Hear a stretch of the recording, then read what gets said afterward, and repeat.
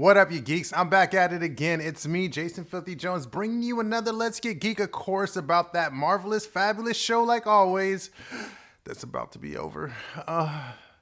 Falcon and Winter Soldier. Now, guys, episode 5, we have dove into some more stuff, some craziness that's going on, and just the pathline of the storyline of where they're going with it and how the shield's being carried over and what's going on with the shield. Now, as we break into the scene, of course, we have to talk about where John Walker is running away from his problems like always, just burnt out, overbearing, doesn't know what to do and is lost. And we finally get a fight scene that we have been hoping for and waiting for.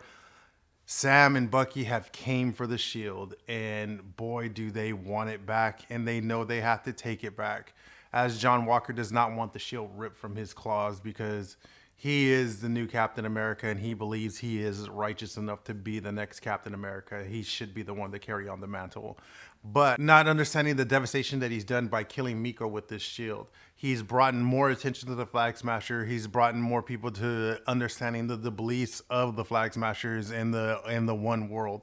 So at that point, Sam and Bucky have understanding that they have to do whatever it takes to get that shield back. And in this fight scene, we're starting to come about and see how much it's both plaguing both of them for the shield falling in his hands, basically him being given the shield. Now, of course, everything goes through where they're attacking and the fight scenes, and you see basically Sam lose his wings. You see Bucky basically almost get his ass handed to him by John Walker because of the super sim that he has taken. And Bucky and Sam finally link up and start fighting correctly and fighting together where they're able to remove the shield from John Walker. Now we cut around to the next scene where John Walker is basically not getting court-martialed, but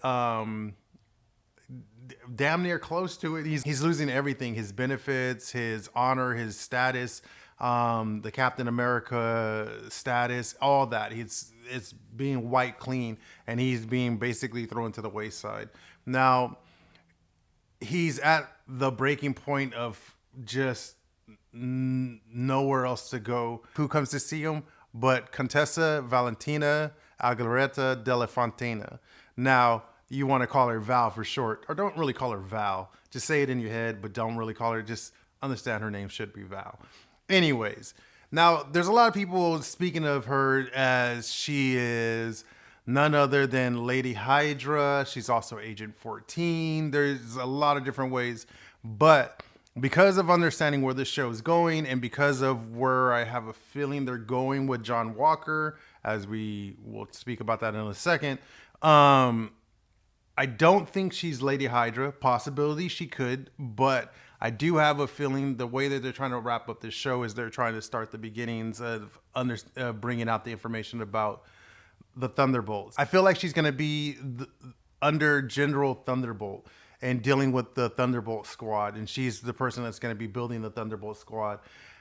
As you see when she tells him, just make sure you answer the call. And when he goes after the Flag Smashers, I think that's when she's going to be able to scoop him up. Now, you guys are probably wondering what I mean by that. Because for you to become part of the Thunderbolts, now you literally have to be sent to prison to be part of the Thunderbolt squad. Now, where do you guys see a similarity in this? Maybe Suicide Squad? Just saying.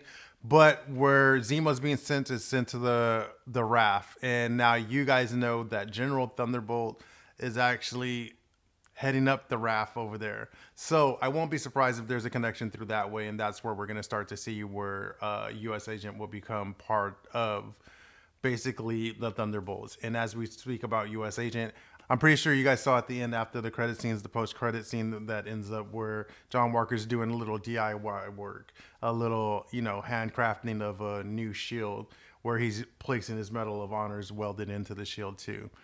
Now, with this, I see him actually, this is the part where I start thinking that he's becoming U.S. Agent, and that's why I'm saying about the Thunderbolts. Now, I know I am jumping ahead of a lot of things, and I'm leaving some things out, but I'm about to jump back right into that right now, where we need to talk about Sam and what's going on with Sam, because Now we see that him and Bucky are basically coming to amends, and they're starting to come to an understanding, and they're seeing them each other as equals and partners, like more of the way they Captain America and Bucky coexist before. So I won't be surprised as you guys start to see the development, what's going on with them, because you guys do remember Falcon did lose his wings in the first fight with John Walker. Now Bucky said he pulled some strings and he hands basically Sam a briefcase of some shocking order of where he said he got some nice stuff that was built for him from the Wakandans. Now, this is where I think we're going to see the mantle being passed over from Steve Rogers to John Walker to basically the Sam, being that the mistake was ever going to John Walker, and Sam now becoming adapted and training with the shield and being able to use it. Now, there's a lot of questions where people are still wondering how Sam's going to be able to deal with the super soldiers and deal with super villains and all this that have powers. Now, we all know how Wakanda tech works, basically using kinetic energy that Shuri has developed. These bodysuits, the new shield, also Bucky's arm. There's been a ton of different tech. Some of the tech also being used in Vision now that has been developed by the Wakandans that basically are able to compete up with the supervillains, super soldiers, whatever, superheroes, whatever you want to call it, whoever they're going up against, and being able to use it to their advantage of just being a normal human being with athletic abilities. Now, so this is what I'm thinking is going to be with the new design of Sam's suit. Also, probably just hinting at you guys that it's probably going to be matching the color scheme of the shield. Now, we'll dive into understanding more of that when episode 6 comes back out. But with all that, guys, what else I want to talk to you guys about is basically, how are you guys feeling about the show? I mean, it's been a shocker and a spin. I mean, we also got a real deep in look of basically Isaiah Bradley going in depth of how he completely couldn't care about the shield, couldn't care about any of that because he felt completely disrespected and used and abused by the United States for the way he was treated back when he was basically playing as Captain America. Now, coming from a standard of my own opinion, I find it really cool the way that they're telling the storyline and the way that they're blending in stuff that's going on right now in our time in reality. It's kind of cool to see how they're handling the situation, and also how Sam actually is going to be picking up the mantle, and how he's saying that he can't let basically Isaiah Bradley's mindset stop him from leading, from all the sacrificing that everybody that's led up to the way and assisted him in life, and all the suffering that went through with Isaiah Bradley, that he needs to be the one to take on the mantle to show that this is how it should be, and to represent African American people of color or anything like that. But that's just it. Once again, it's a comic book, and it's something that it's bringing a treasure moment of understanding and trying to show unity and uniting people. But beside all that, just the basis of the show, I'm still amazed by the show. I can't wait to see where they're going to be leading into this. Now, we understand we only have one more episode, and it should be an hour long. It's going to be hitting, like always, on midnight, Friday, basically Friday morning, Thursday night, whatever you guys want to call it. Make sure you guys are paying attention. It's going to be an hour long. It's going to be a complete show, and they're going to be doing a lot of wrap-ups. I feel like they're going to clean this up a lot better than WandaVision, because WandaVision had a lot of hiccups with how the pandemic was and with the shutdown of shooting and everything.